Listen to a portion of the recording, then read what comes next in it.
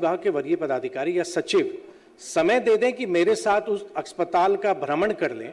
तकलीफ होती है, कोविड के समय में ऑक्सीजन प्लांट लगाया गया, वो चालू नहीं है।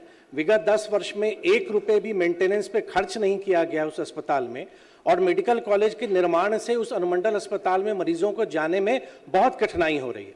सिर्फ क्या मंत्री जी इस बात पे सिर्फ इतना निर्देश देना चाहेंगे कि स्वास्थ्य विभाग के सचिव एक बार उस अनुमंडल अस्पताल का भ्रमण कर लें? माननीय मंत्री, मैं निदेशक प्रमुख डायरेक्टर इन चीफ से को निर्देश देता हूं कि वो माननीय सदस्य के साथ कार्यक्रम तय करके अस्पताल का पूरा निरीक्षण कर लेंगे और जो भी मेडिकल कॉलेज शुरू होने के पहले हम सुविधाएं वहां उपलब्ध करा सकते हैं वो कराएंगे। नमस्कार, आप देख रहे हैं न्यूज इन्फॉर्मेशन। मैं हूं आपके साथ नरोत्तम सिंह। नीतीश कुमार की सरकार जो बिहार में चल रही है वो लगातार दावा करती है कि बिहार में सुशासन स्थापित है, स्वास्थ्य व्यवस्था बिल्कुल बिहार में ठीक है। लेकिन अब भाजपा के ही विधायक नीतीश सरकार की पोल खोलना शुरू कर दी है। दरअसल बिहार विधानसभा का बजट सत्र चल रहा है और बजट सत्र के दौरान बीजेपी के विधायक नीतीश मिश्रा उन्होंने स्वास्थ्य विभाग का पूरा पोल खोल दिया है।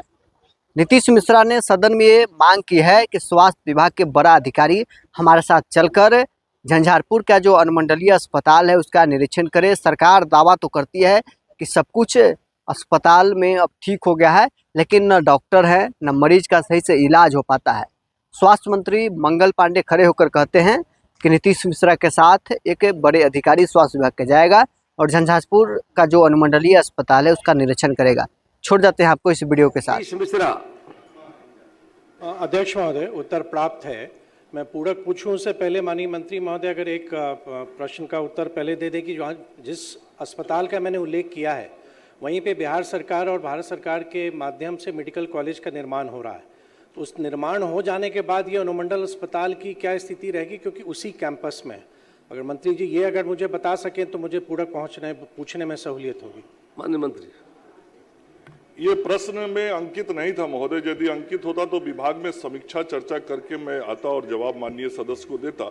माननीय सदस्य ने इस विषय को अभी मेरे संज्ञान में लाया है। मैं जरूर इस पे चर्चा करके माननीय सदस्य को अलग से भी उसकी स्थिति से अवगत करा दूंगा। महोदय, ये झंझारपुर अनुमंडल अस्पताल झंझारपुर अनुमंडल 3 विधानसभा में विभक्त है और इस अस्पताल में झंझारपुर विधानसभा, फुलपरास विधानसभा और राजनगर विधानसभा के मरीज आते हैं। विभाग के द्वारा उत्तर प्राप्त है, मैंने देखा है, और मैं ये भी माननीय मंत्री जी के जो उत्तर में है कि संसाधन की उपलब्धता पर चरणबद्ध तरीके से बिहार के सभी स्वास्थ्य केंद्रों में सुविधाएं उपलब्ध कराई जाएंगी। जो व्यवस्था जो उत्तर विभाग के द्वारा दिया गया है, विडम्बना है अध्यक्ष महोदय कि मेरे पिछले प्रश्न में प्रश्न था झंझारपुर का, उत्तर फुलपरास विधानसभा का मुझे मिला।